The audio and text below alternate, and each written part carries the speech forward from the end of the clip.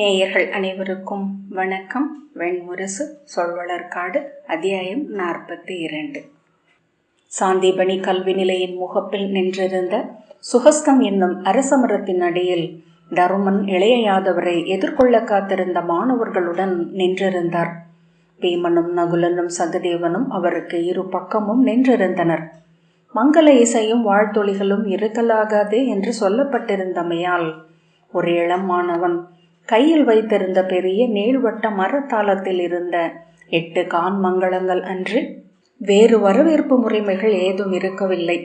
தொலைவில் பறவைகள் எழுந்து ஓசையிடுவதை கேட்டதும் தருமன் அவர்கள் அணுகிவிட்டதை உணர்ந்தார். அதற்குள் அங்கிருந்த வீரன் ஒருவன் சங்கொலி எழுப்பினான். காத்து நின்றிருந்தவர்களில் ஒருவன் மறு சங்கொலி எழுப்பினான். குதிரை குளம்படிகள் கேட்கத் தொடங்கின. ஈரமுரசில் கோல்கள் விழுவது போல சருகுகள் மேல் அவை ஒலித்தன. பின்னர் பசுந்தழைப்புக்கு அப்பால் இருந்து வண்ணங்கள் கசிந்து இணைந்து அவர்கள் தோன்றினர். முதலில் அர்ஜுனனும் இளைய யாதவரும் இணையாக புறவியில் வந்தனர். அவர்களுக்கு பின்னால் சாத்தியகி வந்தான். இறுதியாக 2 காவல் வீரர்கள் வந்தனர். ஒருவன் கையில் சங்கு வைத்திருந்தான். அவர்களை பார்த்ததும் அவன் மீண்டும் சங்கொலி எழுப்பினான். காத்து நின்றிருந்தவர்கள் எதிர்ச்சங்கம் முழக்கினர். இளைய யாதவரின் புன்னகை வெண்மலர் போல கரிய முகத்தில் தெரிந்தது. அவர் சுரி குழல் கற்றைகள் தோளில் சரிந்திருந்தன. தலையில் அணிந்திருந்த மயிர்பீலி அப்போது எடுத்து வைத்தது போல் இருந்தது. கரிய புறவி மேல் அவர் அமர்ந்திருந்தார். காட்டின் நிழலுக்குள் அது மறைந்து விட்டிருந்தமையால் அவர் மிதந்து வருவது போல தோன்றியது. முதன்மை மாணவன் இளையோனிடமிருந்து தாளத்தை வாங்கி கொண்டு முன்னால் சென்றான். தாளத்தில் இருந்த மலர் மாலையை எடுத்து இன்னொரு மூத்த மாணவன் இளைய யாதவருக்கு சூட்டினான். இளைய மாணவர்கள் அவர் மேல் பொன்னிற மலர்களை தூவி வேத சொல் உரைத்து வரவேற்றனர். அவர்கள் விலகியதும் தருமன் 2 கைகளையும் விரித்தபடி அணுகிச் சென்று இளைய யாதவரை தழுவிக்கொண்டார். நன்று, தவக்கோலம் தங்களுக்கு அழகு என்று சொல்லி அவர் தோள்களை பற்றி அழுத்தினார் இளைய யாதவர். தருமன், ஆம், இங்கு உவகையுடன் இருக்கிறேன் என்றார். பீமனை நோக்கி, காடாள தொடங்கிவிட்டீர் மந்தரே. வரும் வழியிலேயே சில குரங்குகளை பார்த்தபோது அவை உங்கள் நண்பர்கள் என்று உணர்ந்தேன் என்றார். ஆம், அங்கே இருப்பவை குரியன் கூட்டம். அவற்றின் ஒலியை கேட்டேன் என்றான் பீமன். பீமனின் பெரிய கைகளை பற்றியபடி, குரியன் என்பவன் வால் குறுக்கிய முதுகுரங்கா? என்னிடம் அவன் வரவேற்புரைத்தான் என்றார் இளைய யாதவர். ஆம், அவன் எனக்கும் உங்களை பற்றி சொன்னான் என்றான் பீமன். பீமனிடம், தங்கள் தோள்கள் மேலும் பருத்திருக்கின்றன, நன்று என்ற பின் நகுலனையும் சகதேவனையும் நோக்கி கைகளை விரித்தார் இளைய யாதவர். அவர்கள் ஒரே அசைவாக வந்து அவர் கால் தொட்டு சென்னி சூடினர். இளையோர்தான் சற்று களைத்திருக்கிறார்கள் என்றார் இளைய யாதவர். ஆம், என்ன இருந்தாலும் காடு கொடிது என்றார் தருமன். வருக அரசே, தங்களுக்காக ஆசிரியர் காத்திருக்கிறார் என்றான் முதுமானவன். அவர்கள் இன்மொழி பேசியபடி 2 பக்கமும் அசோகமும் மந்தாரையும் நிறைவகுத்த கல்வி நிலை பாதை வழியாக சென்றனர். இளைய யாதவர், இங்கு அனைத்தும் மாறிவிட்டன, மரங்கள், குடில்கள், முகங்கள் என்றார். அவை மாறாமல் இருக்காது என்று நன்கு அறிவேன். ஆயினும் மாறியிருப்பதை பார்க்க உள்ளம் பரபரப்படைகிறது. தருமன், ஆம், நானும் எங்கும் மாற்றங்களையே முதலில் பார்ப்பேன். அது முதுமை கொள்வதன் அடையாளம் போலும் என்றார் சிரித்தபடி. இல்லை, அந்த மாற்றத்தின் நடுவே மாறாதிருக்கும் ஒன்றை கண்டு நிறைவடைவதற்கான முயற்சி அது. அனைத்தும் மாறுவது நாம் மறக்கப்படுவோம் என்பதற்கான சான்று. மாறாமல் இருக்கும் ஒன்று நாம் எஞ்சவும் கூடும் என்பதற்கான நம்பிக்கை என்றார் இளைய யாதவர். தருமன் விழிகளையே நோக்கி கொண்டு நடந்தார். அவரிடம் இளைய யாதவரை பற்றி சினம் கொண்டு பேசிய இளமானவர்களில் பலர் அங்கிருந்தனர். அனைவர் விழிகளும் வியப்பால் விரிந்து இளைய யாதவரையே நோக்கி கொண்டிருந்தன. அவர்கள் என்ன உணர்கிறார்கள் என தருமனால் உணர முடிந்தது. அவரை கண்டதும் முதலில் எழும் எண்ணம் அவர் உருவம் மிகச் சிறியது என்பதே. அவர் பேருடலன் அல்லர், ஆனால் குறியவனும் அல்லர். அவர்கள் விழிகளுக்கு முன் முதற்கணம் அவர் இயல்புருவை விட குறுகிச்சிருக்கிறார். ஏனென்றால் அவர்கள் அவரை குழந்தை வயதில் கதைகளாக அறிந்தவர்கள். குழந்தைகளின் தன்னுணர்வில் முதன்மையானது தாங்கள் சிறியவர்கள் என்பதே. ஆகவே அவர்கள் எப்போதும் மேலே பார்க்கிறார்கள், மேலே ஏற முயல்கிறார்கள், அண்ணாந்து சொல் கேட்கிறார்கள். அவர்களின் உலகம் மேலேதான் உள்ளது. அவ்வுலகில் அவர்கள் அவரை அறிந்தனர், அண்ணாந்தே அவரை நோக்கினர். அவர்களின் அறியா உள்ளத்தில் அவர் உருவம் கதைகளால் விரித்து பெரிதாக்கப்பட்டது. அக்கதைகளுக்கு அயலானவராக அவர் எளிய உடலுடன் தென்படுவார். இவரா, இவரே தானா என நெடுநேரம் சித்தம் திகைக்கும். பின்னர் இத்தனை எளியவரா, எப்படி என வியக்கத் தொடங்குவார்கள். அவர் அசைவுகள், சொற்கள், சிரிப்புகள் அனைத்திலும் அது எவ்வண்ணம் நிகழ்ந்தது என்பதற்கான சான்றுகளை தேடுவார்கள். கூர்ந்து நோக்கப்படுவதனாலேயே அவர் பெரிதாக தொடங்குவார். மானுட பெருவெள்ளத்தின் கூர்ந்து நோக்கப்படுபவர்கள் மிக மிகச் சிலரே. காதலின் போது காதலர் கூர்ந்து நோக்கிக் கொள்கிறார்கள். நோக்கி நோக்கி ஒருவரை ஒருவர் வளர்க்கிறார்கள். ஆனால் அது கால நுரை, இருவருக்குள் நிகழ்ந்தழியும் கனவு. அவரோ பல்லாயிரம் விழிகளால் நோக்கப்படுகிறார். நோக்குகளை சேர்த்து கோக்கின்றன சொற்கள். அவர்கள் விழிகளில் ஏறி அவரை கூர்ந்து நோக்குவது அவர்களின் உள்ளம். அவ்வுள்ளம் அவரில் தன்னை படியச் செய்கிறது. பின்னர் அவர் அவர்களில் வடிவாகிறார். அவரை வளர்த்தெடுப்பது அவர்கள் தங்களை பற்றி கொள்ளும் விழைவு கற்பனைகளின் வளர்ச்சி. அவரை பற்றிய கதைகள் புத்துரு கொள்கின்றன. அக்கதைகளை அவர்கள் மேலும் வளர்த்தெடுக்கிறார்கள். அவர் பேருரு கொள்ள தொடங்குகிறார். அவ்வுருவுக்கு தொடர்பே இல்லாமல் அவர் எளிய மானுடனாக சிரித்து புழங்குகையில் தொன்மத்திற்கும் மானுடத்திற்கும் நடுவே மயங்கி தவிக்கிறது அவர்களின் சித்தம். அந்த மாயத்தால் அவர் ஒருபோதும் சித்தம் விட்டு இறங்காதவராகிறார். அவர்களின் விழி நடுவே சென்று கொண்டிருக்கும் போது ஒரு நாடகத்தில் கூத்தர்கள் போல அணி கொண்டு வந்து நின்றிருப்பதாக தோன்றியது. விழாக்களிலும் அவைகளிலும் எப்போதும் தோன்றும் உணர்வுதான். ஆனால் மிகச் சில கணங்களிலேயே அதை வென்றுவிட முடியும். ஏனென்றால் அங்கு அத்தனை பேருமே நடிகர்களாக இருப்பார்கள். இங்கு நோக்கும் விழிகள் உணர்வெழுச்சிகளால் நிறைந்திருந்தன. அத்துடன் அவை நிகழின் விழிகள் அல்ல, வரும் தலைமுறைகளின் விழிகள். அறியாத காலமடிப்புகளில் எங்கெங்கோ நின்று கொண்டு நோக்கி கொண்டிருக்கிறார்கள். அசைவுகள் பொய்யென ஆகாதிருக்க தருமன் தன்னை இறுக்கி கொண்டார். அது செயற்கையான மெடுக்காக தன் உடலில் தோன்ற கண்டார். தளர்த்திய போது அது செயற்கையான புறக்கணிப்பாக தோன்றியது. இயல்பு நிலை என்பது இரண்டுக்கும் நடுவே ஒரு நடிப்பா என நினைத்து கொண்ட போது புன்னகை ஏற்பட்டது. அப்புன்னகை அவரை சற்று இயல்பாக ஆக்கியது. அவரை பார்த்தார். அவர் புல்லும் கல்லும் மண்டிய ஓடையின் மேன் போல மிக இயல்பாக அவர்களினூடே சென்று கொண்டிருந்தார். வாழ்த்துக்களை புன்னகையுடன் ஏற்றுக்கொண்டார். இறுகிய முகங்களையும் அதே புன்னகையுடன் எதிர்கொண்டார். எதிரே மாணவர் கூட்டத்திற்குள் பாதி புதைந்தவராக பிரகதர் நின்று கொண்டிருந்தார்.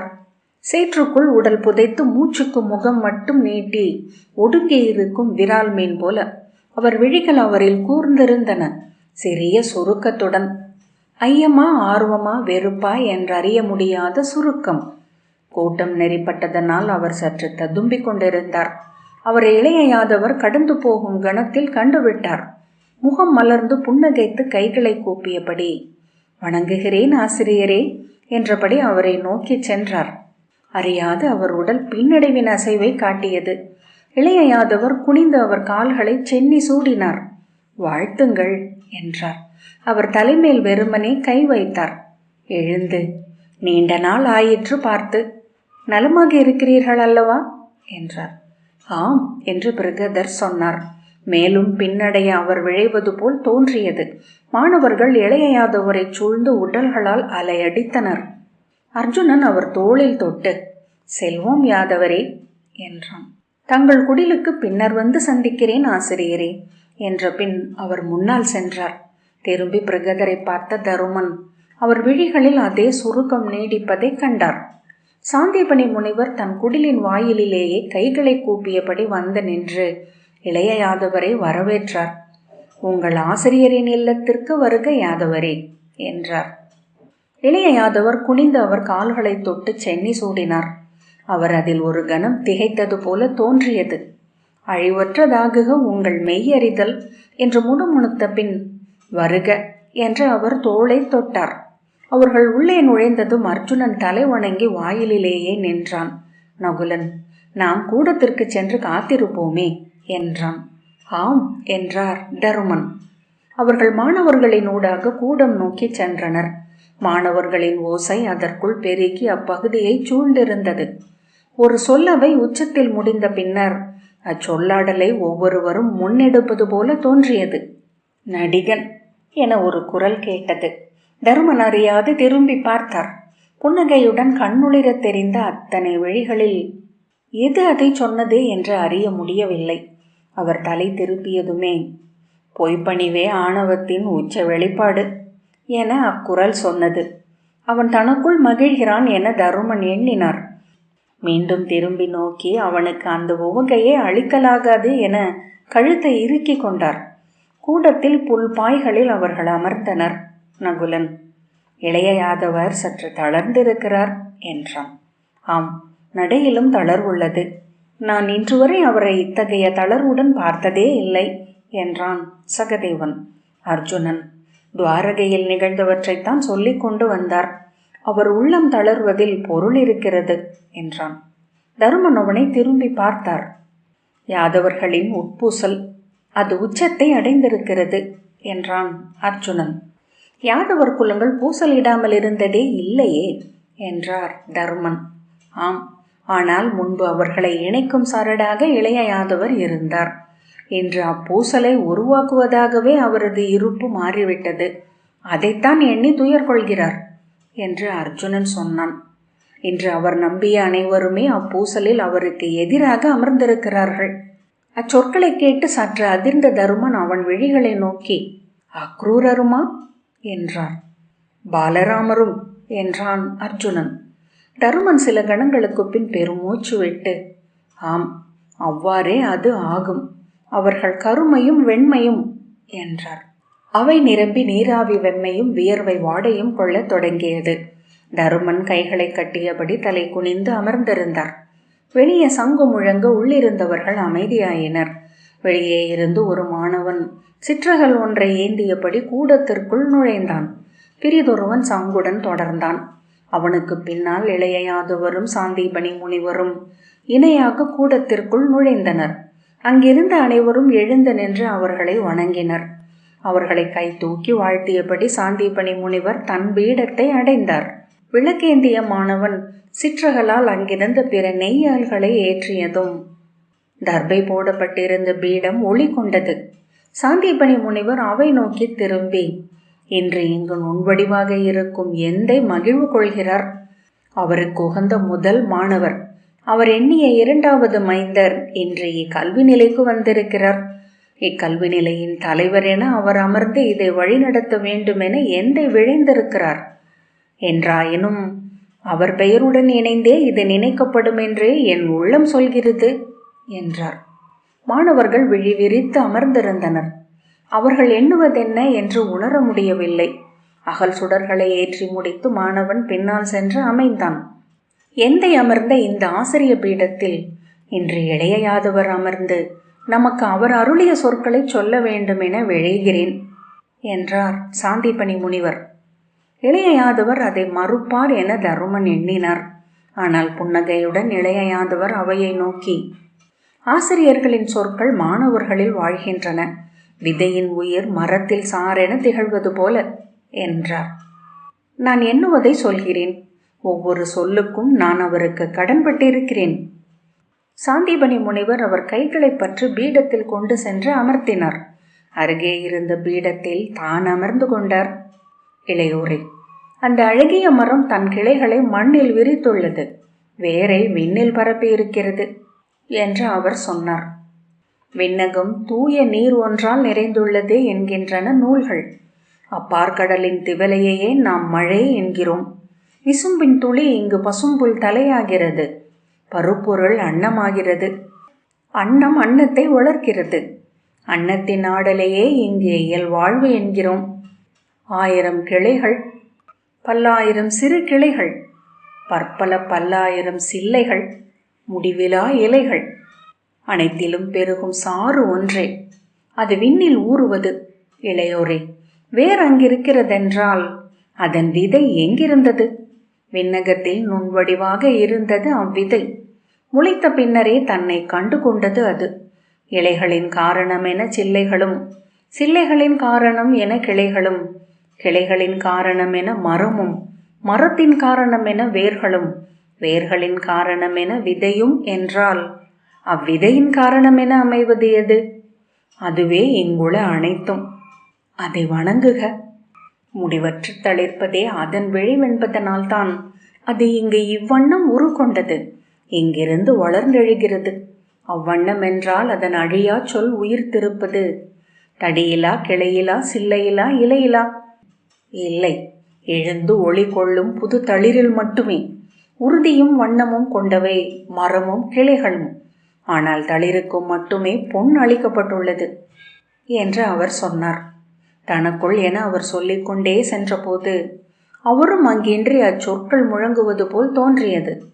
தளிரென எழுந்த ஒவ்வொன்றுக்கும் நிகராக அறியாத வானத்து ஆழங்களில் அதன் வேர் நுனி முளை கொள்கிறது என்று அறிக, இங்கு ஒரு தளிரை கிள்ளுபவன் அங்கு ஒரு வேர் முளையின் பழி கொள்கிறான். இளையோரே, தடியால், இலையால், முள்ளால் தளிரை காத்து கொள்கிறது மரம். ஏனென்றால் தளிரிலேயே அது வாழ்கிறதென அது அறிந்துள்ளது. அவர் விழிகள் பாதி மூடியிருந்தன. இதழ்கள் அசைகின்றனவா என்னும் உள மயக்க ஏற்பட்டது. இலைகளின் அலைகளாக ஒரு பெரு வெள்ளம் புவி மூழ்கடித்து அது எழுகிறது இன்று. அதன் நுரைகள் அறைகின்றன இமயமலை முடியை.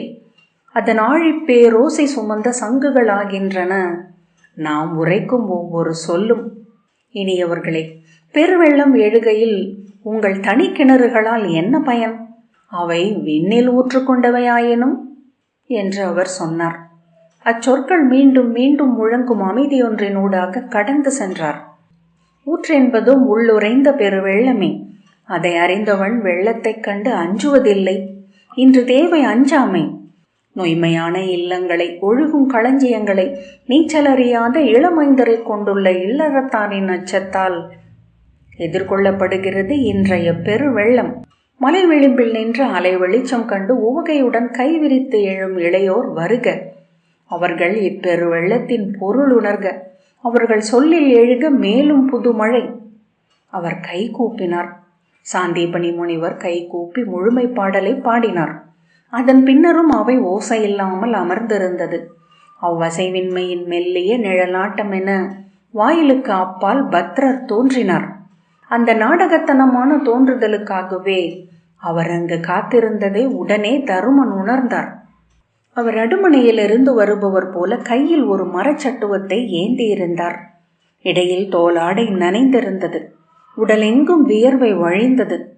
இளையோனே, நான் உன் அணிச்சொற்களை கேட்க வரவில்லை. நீ இங்கு வந்துள்ளாய் என்றறிந்தேன். உன்னை காணும் பொருட்டே வந்தேன். உன் சொற்களை கேட்டேன். இகழ்ச்சியுடன் உதடு வளைத்து, சொற்களின் அரசவை நடனம் நன்று என்றார். அணியும் ஆடையும் இன்றி அவை ஆடினால் மேலும் காமத்தை தூண்டக்கூடும். இளைய யாதவர், தங்கள் சொற்களுக்கு நன்றியுடையேன் பத்ரரே என்றார். கைகளை தூக்கி உரத்த குரலில் கூவியபடி அவர் அணுகினார். நான் கேட்பதொன்றே. எனக்கு அணிகள் இல்லாமல் அவை நிற்கும் ஆண்மகனாக மறுமொழி சொல். நீ வேதத்தை ஏற்பவனா மறுப்பவனா? அவர் முகம் சினத்தால் இழுபட்டு நெளிந்தது. எந்த வேதம் என்று தொடங்க வேண்டியதில்லை. எலி தப்பிச் செல்லும் வழிகளையெல்லாம் மூடிய பின் தடியெடுத்தவன் நான். நாள் வேதமென இன்று அமைந்து இப்புவியை ஆளும் மெய்ச்சொல்லை நீ ஏற்றவனா மறுப்பவனா? அதை மட்டும் சொல். நான் வேத மறுப்பாளன் இல்லை என்றார் இளைய யாதவர்.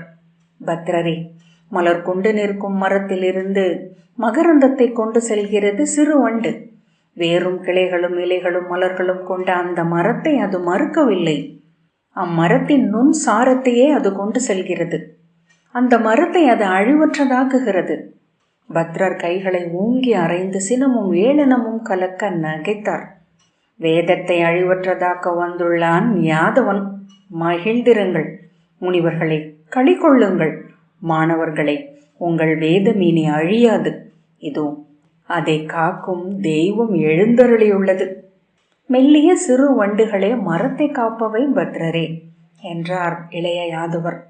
ஆகவேதான் யானை உண்ணும் கிளையிலும் மான் உண்ணும் இலைகளிலும் பறவைகள் உண்ணும் கனிகளிலும் தன் சாறை மட்டும் வைத்திருக்கும் மரம் வண்டுகள் நாடி வரும் மகரந்தத்தில் தன் கனவை வைத்திருக்கிறது. வெளியே சென்று பாருங்கள். தான் செல்ல விரும்பும் திசை நோக்கி கை நீட்டி மலர் குவளைகளில் மகரந்த பொடி ஏந்தி நின்றிருக்கும் பெருமரங்களை காண்பீர்கள். பக்தர் உச்சகட்ட வெறுப்புடன் போதும் என்றார். நான் உன்னிடம் ஒப்புமைகளால் விளையாட இங்கு வரவில்லை. இதுவரை நீ இயற்றிய வேள்விகள் என்ன, அதை மட்டும் சொல். நான் தேவர்களிடம் வேட்பதில்லை என்றார் இளைய யாதவர். அவ்வண்ணம் என்றால் நீ வேள்வி செயல்களை மறுக்கிறாயா? இளைய யாதவர் இல்லை என்றார். வேண்டுபவர்கள் வேட்கலாம், பெற்று நிறையலாம். வேள்வி பிழை என்று நான் ஒருபோதும் சொன்னதில்லை. அது இகம்.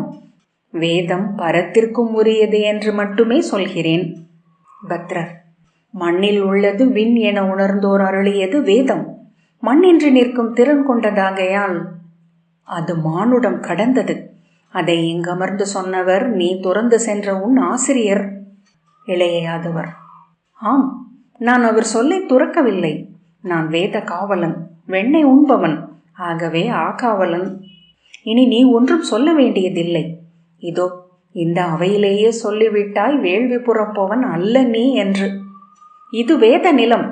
வேள்வி புறக்காதவனுக்கு இங்கு முடியும் கோலும் இல்லை. வேத மறுப்பாளனை கொன்று அவன் குடி வெல்வது சத்திரியரின் கடமை. எண்ணிக்கொள் நாட்களை, அவர்கள் எழுந்து வருவார்கள். உன் நகரம் கோட்டையும் கொடியும் வீழும் தருணம் நெருங்கிக் கொண்டிருக்கிறது என்று பத்ரர் கூவினார். என்ன சொன்னாய் மூடா? நீ வேதச்சாரம் நாடுபவனா? மலமுருட்டி செல்லும் வண்டுக்கு மகரந்த சுவை தெரியுமா? ஏழி மகனே, என் ஆசிரியர் அமர்ந்த பீடத்திலிருந்து இக்கணமே இறங்கு. அதை சொல்ல வேண்டியவன் நான் என்றார் சாந்திபனி முனிவர். பத்ரரே, உம்மை இங்கு நான் பேசவிட்டதே நீர் உச்சகட்டமாக என்ன பேசிவிட முடியும் என்று இந்த அவை அறியட்டும் என்றுதான். கற்றும் தெளிந்தும் ஒருவன் அடைந்தவற்றுக்கெல்லாம் அடியில் இருப்பது தன் பிறப்பின் மீதான வெற்று பெருமைதான் என்றால் அவனே இழிந்தோனினும் இழிந்தோன். இங்கு நீர் இழிவு சூடவில்லை, உமக்குள் சென்ற வேத மெய்மையையும் இழிவு செய்கிறீர். உம்மை கீழ்மகனாக காட்ட வேண்டிய அத்தனை சொற்களையும் சொல்லிவிட்டீர். நீர் செல்லலாம். ஆம், செல்கிறேன். உங்கள் எழுந்த அவையில் நான் சொல்லாட வரவில்லை. என் செயல்களம் அடுமனை. இங்குள்ள அனைவருக்கும் பசியாற்றும் கை இது. உங்கள் கைகளின் வேள்வி கரண்டிக்கு நிகரானது இது. அவர் தன் சட்டுவத்தை தூக்கி காட்டினார். ஏனென்றால் வேதத்திற்கு என்னை முற்றளித்தவன் நான். எனவே செய்வதெல்லாம் எனக்கு வேள்வியே. என் ஆசிரியர் அமர்ந்த பீடத்தில் அமர துணிவு கொண்ட இவ்வெழி மகனிடம் அவன் யார் என்று சொல்லிச் செல்லவே வந்தேன். யாதவா, உன் சொல்லை உன் குடியினர் கூட செவிகொள்ளப் போவதில்லை. வேதம் என்பது 10,000 முனிவர் கொண்ட அருந்தவத்தின் அமுது நனைத்தது. உன் வீண் சொற்களால் அதை நீ தொடவும் முடியாது. அவர் போகத் திரும்பியதும் பத்ரரே என இளைய யாதவர் மெல்ல அழைத்தார். அவர் அறியாது நோக்கி திரும்ப அவரை கூர்ந்து நோக்கி மெல்லிய குரலில் இளைய யாதவர் சொன்னார். தவத்துக்கு நிகரானது போர்கள குருதி என நூல்கள் சொல்கின்றன. என் சொல் ஒவ்வொன்றையும் குருதியால் 1000 முறை நீராட்டி எடுத்து வைக்கிறேன். அவை வேத சொல் அளவுக்கே ஒளி கொள்வதை காண்பீர்கள். பத்ரர் மெய் சிலிர்ப்பதை காண முடிந்தது. அவையினர் அனைவரும் கொண்ட விதிர்ப்பை தன் உடலால் தருமன் உணர்ந்தார். என உருமி விட்டு பத்ரர் வெளியே சென்றார். அவை பெரும் மூச்சொலிகளுடன் மெல்ல மீண்டது. சாந்திபனி முனிவர், இளையோரே, எந்தை சொன்ன சொல்லை மறுத்து சென்றவர் இவர் என்று நாம் அறிவோம். ஆயினும் எந்தை இவரையே தன் மாணவர் என்று எண்ணினார் என நான் அறிவேன். மறுப்பதனூடாக இவர் அவர் சொல்லை வாழ வைக்கலாம், தொகுத்து முன் செல்லலாம். யோகியரின் பாதையை நாம் அறியோம். இதோ உலகச் செயல் அனைத்தையும் ஒருங்கு செய்து ஓயாது அமைந்திருக்கும் இவரை மாபெரும் யோகி என்றே என் உட்புலன்கள் சொல்லிக் கொண்டிருக்கின்றன. இன்று அவர் அறியா புதிர், நாளை அவர் சொற்களின் ஊடாக அப்புதிர் அழியலாம். அவர் எவரென்று நாம் அறியலாம். நன்று. அதுவரைக்கும் பின்பும் சாந்தீபனி கல்வி நிலையின் முதல் ஆசிரியர் அவரே. இது எந்தை வடிவென்று இங்கிருந்து நான் இடும் ஆணை. ஆம், அவ்வாறே ஆகுக என்றார். அவர் எழுந்த இளைய யாதவரை வணங்கினர். அதன் பின் மூத்த மாணவர்கள் ஒவ்வொருவராக வந்து அவரை வணங்கி விலகினர். அனைவருக்கும் மலர் அளித்து மெய்மை கைவருக என இளைய யாதவர் வாழ்த்தினார். தருமன் எழுந்து இளைய யாதவரை அணுகிய போது அவர் விழிகளை நோக்கினார். அவர் அறிந்த களிச்சிறுவன் அங்கிருக்கவில்லை. யோகத்தில் ஆழ்ந்த விழிகள், கடந்து சென்றமையால் கனல் கொண்டவை. அவர் காலடியில் தலை வணங்கிய போது தன் வாழ்நாளில் முதல் முறையாக ஆணவம் முழுதடங்கி சித்தம் அவிந்து பணிந்தது. அகம் வெல்க நிறைக என்றார் இளைய யாதவர். தருமன் ஒரு கணம் நெஞ்சு விம்ம கண்ணீர் கொண்டார். சொல்வளர்காடு 42வது அத்தியாயம் இத்துடன் நிறைவு பெற்றது. நன்றி.